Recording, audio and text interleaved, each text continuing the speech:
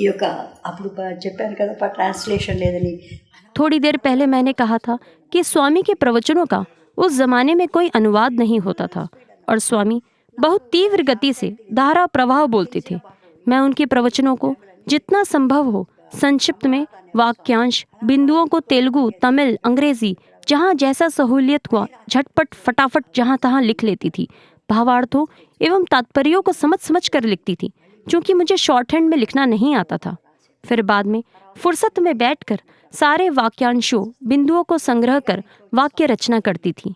एकाग्रता से सोच सोचकर भूले हुए अंशों का भी स्वामी की कृपा से पुनर्स्मरण हो जाता था। कुछ अचानक भी याद आ जाता था।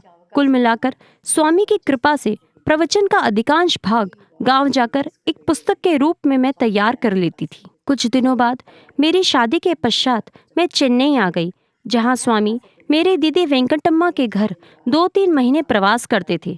चूंकि मेरी दीदी के घर में स्वामी का प्रवास था, अतः हम दिन भर स्वामी के सानिध्य में रहकर रात को वापस आ जाते थे। वहाँ सुबह शाम भक्तों के संग स्वामी का सत्संग होता था। इस मौके का लाभ उठाते हुए इन सारे लिखित संस्करणों को लेकर जाती थी और स्वामी के शयन कक्ष में तकिए के नीचे रख देती थी।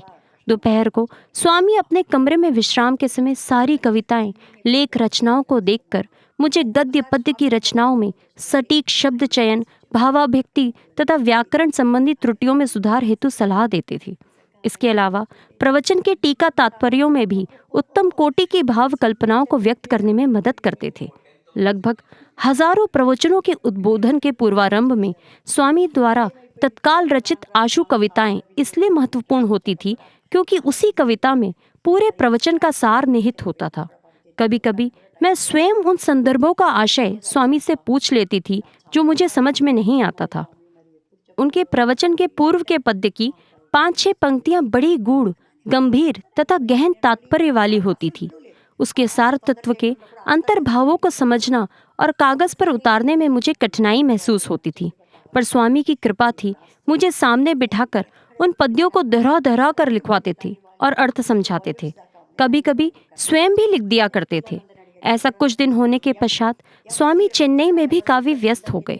कई कई दिनों तक मेरी कॉपियां तकिए के नीचे यूं ही पड़ी रह जाती थी। स्वामी को फुर्सत ही नहीं मिलती थी। स्वामी, मेरे मन में कई कई शंकाएं हैं, मेरी शंकाओं का समाधान कब होगा? स्वामी कहते, कभी समय आएगा तो वह भी हो जाएगा, चिंता मत करो। मेरे इस तरह पूछने का भी कोई औचित्य नहीं था। उनकी पूरी व्यस्तता देखते हुए उनसे हड़बड़ा कर बार बार पूछना भी उचित नहीं था। कई प्रवचन लगभग 50 खंड लिख चुकी थी, जिसमें एक बार खंड 9 की मुझे आवश्यकता हुई तो मैं खोजने लगी, पर खोजते खोजते 3 महीने बीत गए। मैंने अपने घर के सारे सदस्यों से पूछताछ की, पर देखना तो दूर किसी का ध्यान तक उस ओर नहीं गया। और वैसे भी सभी को मालूम है वे किताबें कितनी महत्वपूर्ण हैं। फिर भी सबने मिलकर खोजा, पर नहीं मिली। मैंने स्वामी को पत्र लिखकर सूचित किया और प्रार्थना की, क्योंकि उसमें जो जो लिखा गया हो उसकी जानकारी ना हो तो आगे कैसे लिखूं। 3 माह पश्चात अचानक खंड 9 उन 50 खंडों के बीच उसी स्थान पर मिला जहां मैंने 3 माह पहले रखा था। मेरे आश्चर्य की कोई सीमा नहीं थी। मैंने सबको ये खुशखबरी दी। अपने बच्चों को बुलाकर कहा, देखो बच्चों, 3 महीनों से हम खोज रहे थे, नहीं मिला, पर आज देखो यहाँ दिखाई पड़ रहा है। इस पर मेरे श्रीमान जी ने कहा, ये भी स्वामी की ही कोई लीला होगी। मुझे भी यही उत्तर ठीक लगा। मैंने पूरी कॉपी खंगाली तो देखा पूरी कॉपी में कई जगह नाना गलतियों को काट कर स्वामी के हस्ताक्षरों में सही किया हुआ था। मेरी आंखों से आंसू छलक पड़े। परम दयालु स्वामी हम सबके प्रयासों को सफलता देने के लिए कितने व्यग्र रहते हैं, तत्पर रहते हैं, साधकों की सदा सहायता करने को तैयार रहते हैं। मेरी और भी कई कॉपियाँ किस प्रकार पहुँचती थी, फिर कैसे स्वामी द्वारा त्रुटियां सुधारने के बाद वापस आ जाती थी, पता नहीं चलता था। ये सारी लीलाएं चेन्नई में हो रही थी। ऐसी विचित्र लीलाओं पर इतनी सहजता से विश्वास कर लेना केवल ईश्वर कृपा से ही संभव है। मुझे इस विश्वास को अनुभव करने का सौभाग्य प्राप्त हुआ है। काफी दिनों बाद कभी कभार स्वामी पूछते थे, सब खंड तुम्हें मिल रहे हैं ना? कोई छूटा तो नहीं? ठीक से देख लेना। मैं कहती थी, स्वामी आपकी कृपा से सब ठीक ठाक है। मुझे साहित्यिक भाषा में लिखने का ज्ञान बिल्कुल नहीं है। यदि मैं 10 लाइन लिख लेती थी तो मुझे ही अपने आप पर आश्चर्य होता था कि क्या मैंने ये सब लिखा है, क्या मैं इसके योग्य हूँ?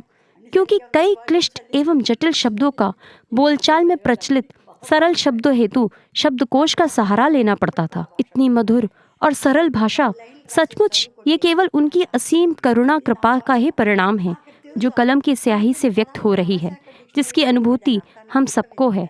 अन्यथा ना ही मुझ में लिखने की कला है, ना ही बुद्धि है, ना ही ज्ञान है, और सच कहूँ तो मुझे इस विषय का कोई परिज्ञान ही नहीं। मैं तो केवल निमित्त मात्र हूँ।